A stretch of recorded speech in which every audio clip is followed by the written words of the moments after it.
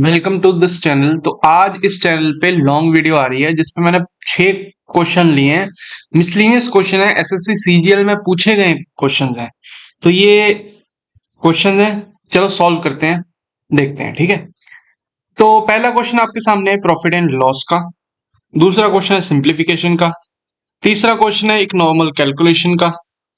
चौथा क्वेश्चन है HCF LCM का। पांचवा क्वेश्चन है ज्योमेट्री का। और छठा क्वेश्चन है इंटरेस्ट का। ठीक है, तो कहां से शुरू करें आप बताओ, वन बाय वन करें या रैंडमली शुरू करें? मेरे हिसाब से रैंडमली शुरू करते हैं, ठीक है। या फिर आपके पास अगर क्वेश्चन पेपर में अगर आप अगर क्वेश्चन में बैठे हो, आपको 2 मिनट दिए जाए इस क्वेश्चन को करने के लिए, तो सबसे पहले आप इजी क्वेश्चन ढूंढोगे ना, इजीएस्ट क्वेश्चन ढूंढोगे। तो मेरे हिसाब से हम इजीएस्ट क्वेश्चन ढूंढते हैं और बारी बारी करते जाते हैं, ठीक है। तो मुझे लगता है कि ये काफी इजी क्वेश्चन है, तो इस क्वेश्चन को पढ़ते हैं। ये है अपना दूसरा क्वेश्चन, ठीक है। If 8% of under root 5/8x is 0.002, then find the value of x। x की वैल्यू पूछिए। 8% का क्या मतलब है, यानी 8/100, 8/100 इंटू समथिंग है ना। अब ये अंडर रूट है, इसको स्क्वायर करना पड़ेगा, इसको स्क्वायर करना पड़ेगा, ठीक है, समझ रहे हो आप। तो 8/100 है, वहां जाके इंटू 100/8 हो जाएगा। 8/100, 100 वहां मल्टीप्लाई हो जाएगा और 8 बाई आ जाएगा। अगर 100 को मल्टीप्लाई करते हैं तो 0.2 आता है ना, 0.2, और 8 नीचे जाता है, 0.2/8, यानी कि 2/80, 2/80 हो जाता है, काट के 1/40 हो जाता है। और ये अंडर रूट है, यहां 1/40 है, तो कहने का मतलब 1/40। अब 1/40 का स्क्वायर करो, तो 1/40 का जब हम स्क्वायर करते हैं तो आ जाता है 1/1600। और यहां पे अंडर रूट 5/8x का स्क्वायर हो जाता है 5/8x, 5/8x आ जाता है, ठीक है। अब अगर हम जब इसको काटते हैं तो 5 200 जा, और 5 यहां जाता है, इंटू 5 हो जाता है, तो ये हो जाता है, x की वैल्यू हो जाती है 1/1000। 1/1000 का मतलब, 1/1000 का क्या मतलब है, 1, 1, 2, 3 पे बिंदु। ये हमारा आंसर है इसका, बी, ठीक है। अब देखो मैं बताता हूं इसको कैसे हुआ ये। देखो, अब अगर आप जब देखोगे तो 8% अंडर रूट 5/8x है, तो 8/100 है ना, तो ये तो वहां जाके इंटू हो रहा है। तो जब 8% है ना, तो 8/100 इंटू, ऐसे है क्वेश्चन ना, 5/8x इज इक्वल टू 0.002, ऐसे है। अब 100 तो यहां जाके मल्टीप्लाई होगा और 8 यहां जाके डिवाइड होगा। 100 से करेंगे तो पॉइंट यहां पे आ जाएगा, यानी कि 0.2/8, और पॉइंट हटाएंगे तो 80 हो जाएगा, और इसको काटेंगे तो 1/40 हो जाएगा। और जब हम इसका स्क्वायर करेंगे तो ये अंडर रूट हट गया और ये आ जाएगा इंटू 1/40, यानी कि ए 1/1600 आ जाएगा, ठीक है।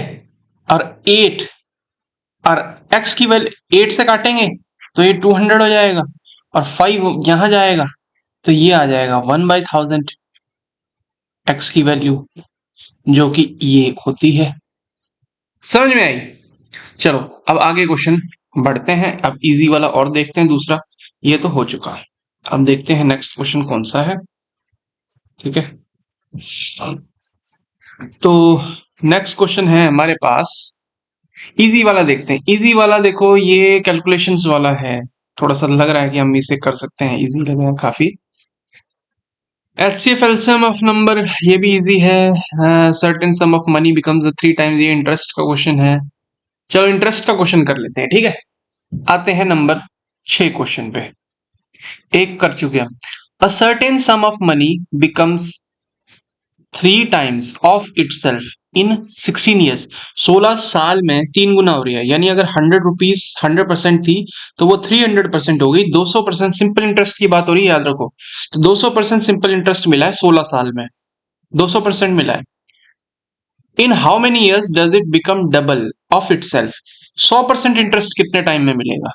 डबल का मतलब है कि 100% और मिलेगा ना, अपना डबल करने का मतलब है कि 100% इंटरेस्ट।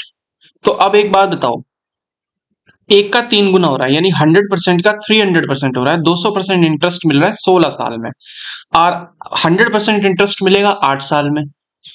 तो 100% इंटरेस्ट ही पूछा है कि वो मिला के 100% इंटरेस्ट जो होगा वो 200% डबल हो गई 8 साल में। तो आंसर तो 8 साल है, इतना तो हमें पता है। आया कैसे, मैं बताता हूँ। देखो, असर्ट ये, अगर ये 100 है तो ये जो है ना, यहाँ पे 300 हो रहा है 16 साल में। तो ये जो टाइम पीरियड है वो 16 ईयर्स है, टोटल 16 ईयर्स है कि नहीं पूरा। तो ये जो है वो 200% है टोटल, 16 साल में 200% है ये टोटल। ठीक है, हमें डबल करना है, तो डबल का मतलब है कि 100%, इसका 100% और इसका 100%। तो ये तो 8 ईयर्स में हो रहा है यहां तक, ये तो 8 ईयर्स हुए यहां तक। ठीक है, 100 मिला के तभी तो ये 200 बना ना, डबल हो गया ना यहाँ पे। तो ये हुआ हमारा आंसर। ठीक है, अब देखते हैं हम नेक्स्ट क्वेश्चन। 2 क्वेश्चन हम कर चुके हैं, याद रखो बहुत इजी क्वेश्चंस थे। 2 क्वेश्चन हमने छांटे हैं, और अब थोड़े से देखते हैं कौन सा क्वेश्चन पकड़ते हैं। पकड़ते हैं हम ये वाला question. A batsman scored 125 runs which includes 7 boundaries and 9 sixes. Okay, what percent of his total score did he make by running between the wickets? तो बाउंड्री से जितने रन उसने बनाए, एक तो कैलकुलेट कर लो कि कितने बाउंड्री से बनाए, छक्कों से बनाए, फिर उसको टोटल में से लेस कर दो, तो बचे हुए रन जो होंगे वो होंगे भागने के रन, और उसको डिवाइड करेंगे, उसका परसेंटेज हम 125 में से देखेंगे कितना है। एक तो तरीका ये है, पर एक तरीका डायरेक्टली मैं ऐसे भी बोल सकते हैं। देखो, एक चौका और एक छक्का, एक चौका और एक छक्का 10 रन हो जाते हैं, दो चौके दो छक्के 20 रन हो जाते हैं। ठीक है, 2 into 10 20 रन हो जाते हैं। 3 चौके और 3 छक्के 30 रन हो जाते हैं, 3 into 10। तो 7 चौके और 7 छक्के 70 हो जाते हैं, 7 into 10, क्योंकि एक छक्का और एक चौका मिला के 10 रन होते हैं। तो 7 छक्के और 7 चौके मिला के into 7, यानी 10 into 7 70 रन हुए। लेकिन 2 छक्के और हैं, 12 रन और हैं, यानी कि 70 + 12 82 रन। 82 रन बाउंड्री से बने, बचे हुए रन बने हैं भागने पे। बचे हुए कितने, 18 और 25 कितने होते हैं? 125 में से 82 लेस करेंगे, 18 और 25 कितने होते हैं? 2 3 43 रन। क्वेश्चन है ये तीसरा। ठीक है, तो ये जो 43 रन हैं, इसका परसेंटेज पूछा है 125 में।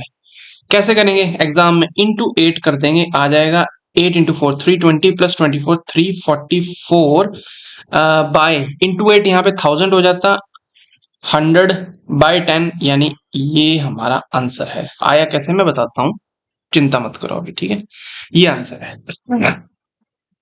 आया कैसे है भाई?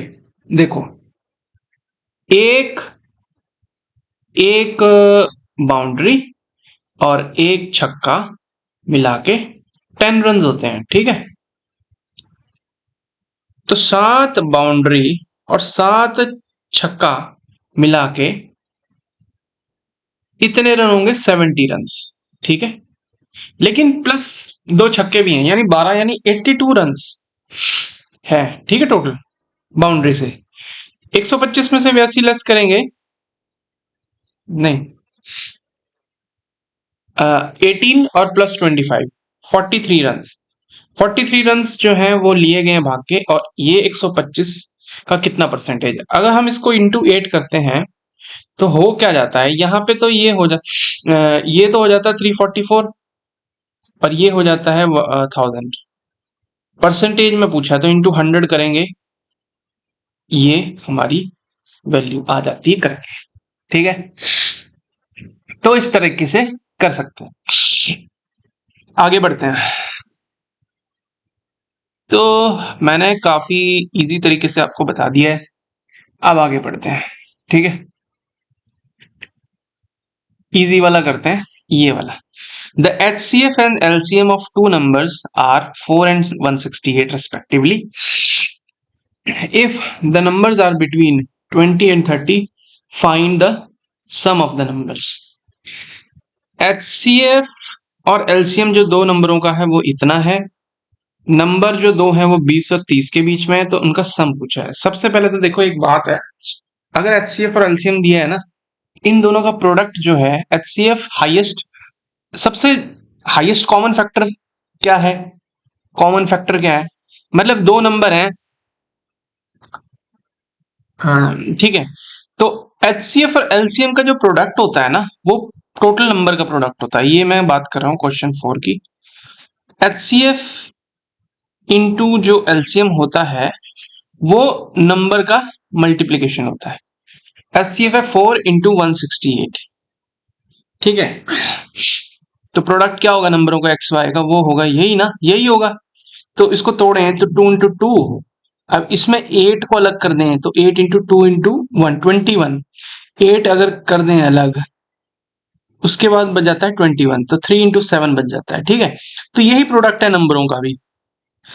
अब नंबर है 20 से 30 के बीच, इसको फैक्टराइज करें जरा, 7 3 21, तो एक नंबर आ जाता है 21 और दूसरा 1 2 3 4 5 32 आ जाता है। लेकिन कह रहा है कि 30 और 20 के बीच में नंबर, तो ये तो नहीं होगा, यानी हमें इसको थोड़ा कम करना पड़ेगा।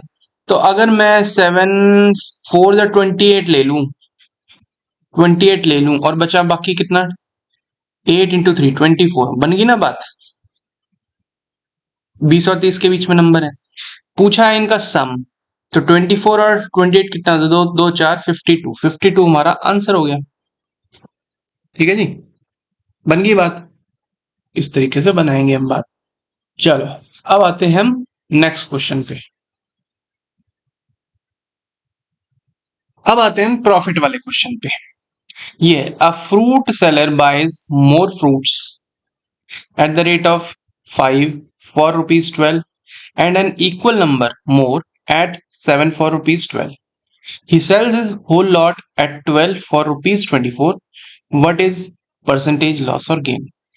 एक फल बेचने वाला बंदा है, वो कुछ फ्रूट खरीदता है और दाम उसने सीधा नहीं बताया, दाम उसने ऐसे बताया कि मान लो कि 5 आम उसने खरीदे 12 रुपए के, तो एक आम कितने का पड़ा उसको, 12/5 का पड़ा।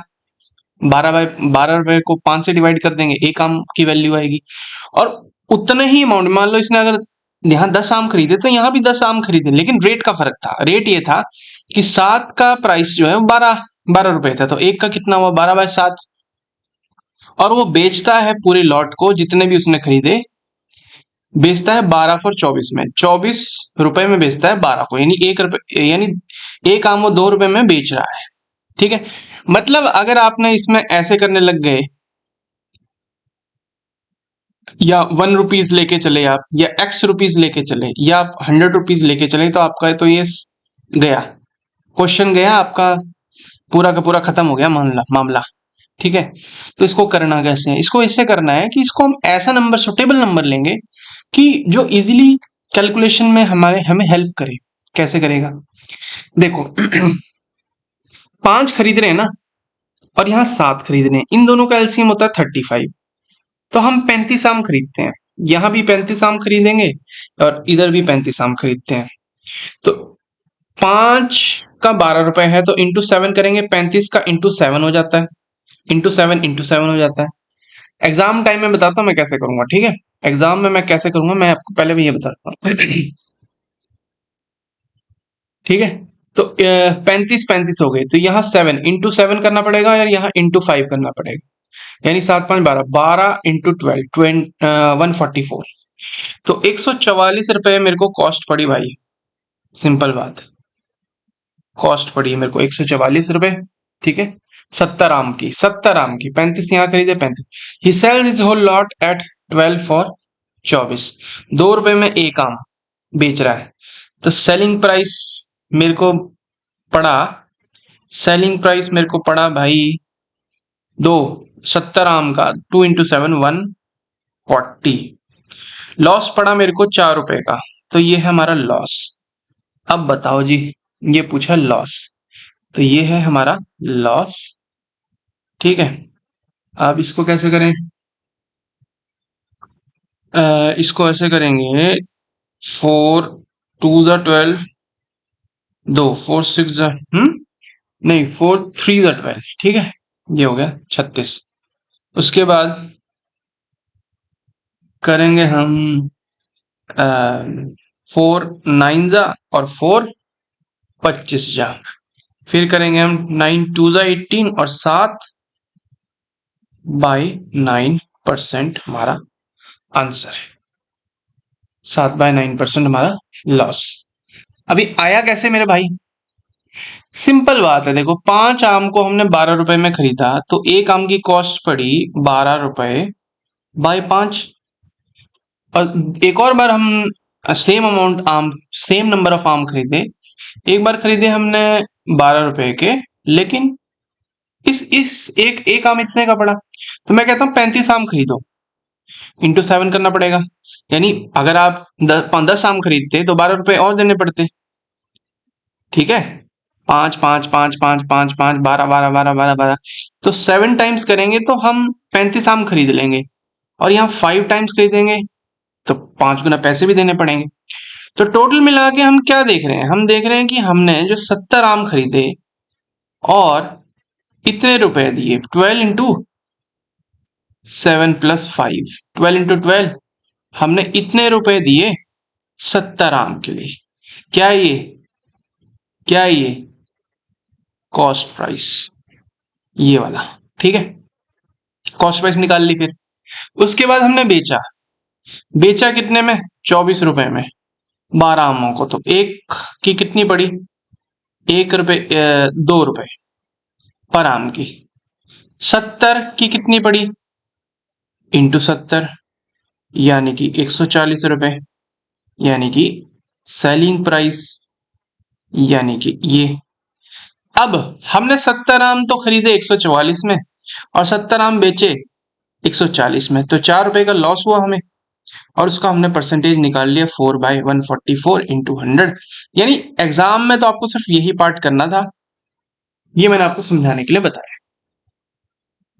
ठीक है जी, अब सिर्फ एक क्वेश्चन बच गया, उसको कर लेते हैं। ठीक है,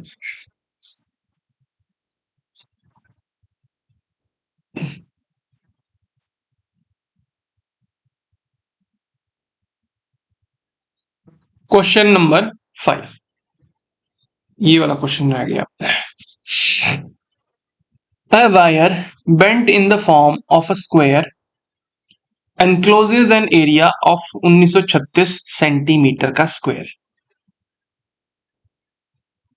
स्क्वायर का एरिया है, ये दिया गया स्क्वायर का एरिया। स्क्वायर का फॉर्मूला, एरिया का फॉर्मूला क्या होता है? ए का स्क्वायर। मतलब मैं साइड निकाल सकता हूँ इसकी, तो फटाफट मैं पहले साइड ही क्यों नहीं निकाल लूं? ए स्क्वायर अगर ये है तो इसका अंडर रूट साइड है, यानी एक स्क्वायर है जिसका एरिया जो है 1936 है, यानी ये तो ए स्क्वायर है, यानी कि 1936 का मेरे को अंडर रूट निकालना है। तो अगर मैं बात करूं 40 का स्क्वायर क्या होता है और 50 का स्क्वायर क्या होता है? 2500, 1600। 45 का स्क्वायर क्या होता है?